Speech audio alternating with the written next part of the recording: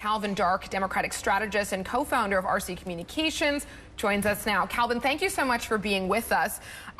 Talk to us high level about what the key issues are that's going to ultimately determine how Americans vote at these upcoming elections.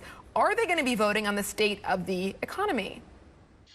Well, you know, historically, particularly for midterm elections, it's all about the economy and what voters are feeling in their pocketbooks. That's still, I think, going to be the major factor. But this year, it's a little bit unique in that we have two particularly new factors. That's the recent Supreme Court decision on abortion, and then the Trump factor. Not just former President Trump, who will be, of course, campaigning and rallying for candidates he's endorsed, but also a lot of election denial, which centers around him.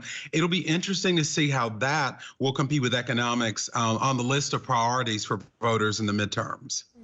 Calvin, I know in the read out to you, I mentioned the impact of this OPEC Plus decision out yesterday on the Democratic Party. Clearly, this has got to be a huge blow, because headline after headline is just reading that the OPEC community has effectively sided with Russia instead of the U.S., and just on the heels of President Biden's trip to the Middle East. So what does this say about his clout on the international stage? Well, you know, normally OPEC decisions, things at this level, I wouldn't say have an effect on U.S. elections, for example.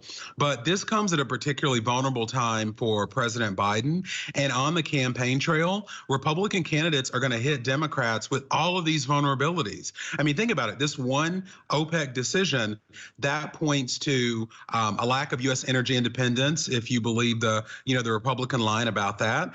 Inflation, increased gas prices at the pump, our relationship with Saudi Arabia, because now people are wondering what did we get from the visit earlier this year from President Biden to Saudi Arabia, and the war in Ukraine, because this obviously favors Russia. So it hits Biden and the Democrats on several levels.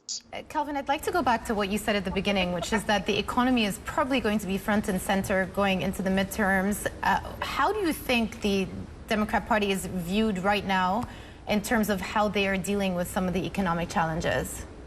Well, I think that's an area of vulnerability for the Democrats, but I also think that, you know, it depends whoever's in power at the moment when the current economic conditions are what they are when people go to the polls.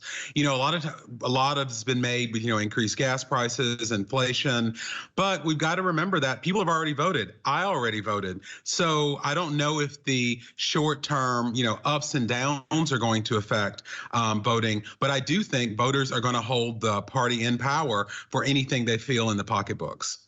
I've also been reading that the Hispanic vote is going to be extremely important into these midterms. Traditionally, they have leaned very left, but one of the surprises out of the 2020 election is the sheer number of the proportion of votes that Trump did actually manage to get back then. How do you think the Hispanic vote is shaping up going into next month? Well, I think one thing to keep in mind is the vote from the Latino community here is diverse. While they're, you know, traditionally have leaned left, communities within the Latino community have very different views. One other factor that I don't think is going to be a major factor for most voters, but will be in certain states and among certain communities like the Latino community, is the immigration debate. You know, fixing our immigration system, addressing issues of border security. But like I said, that's going to depend on the state, and it's going to depend on the particular parts of the Latino community, because they're not a monolith. The other issue that you raised at the beginning of this, in addition to the economy and the state of the economy, is the presence of former President Donald Trump. How do you think that that could influence things in the run-up in the next couple of weeks? And obviously, he's facing a lot of federal issues at the moment. How does that sort of shape the debate into the next month? As you say, many people have already voted.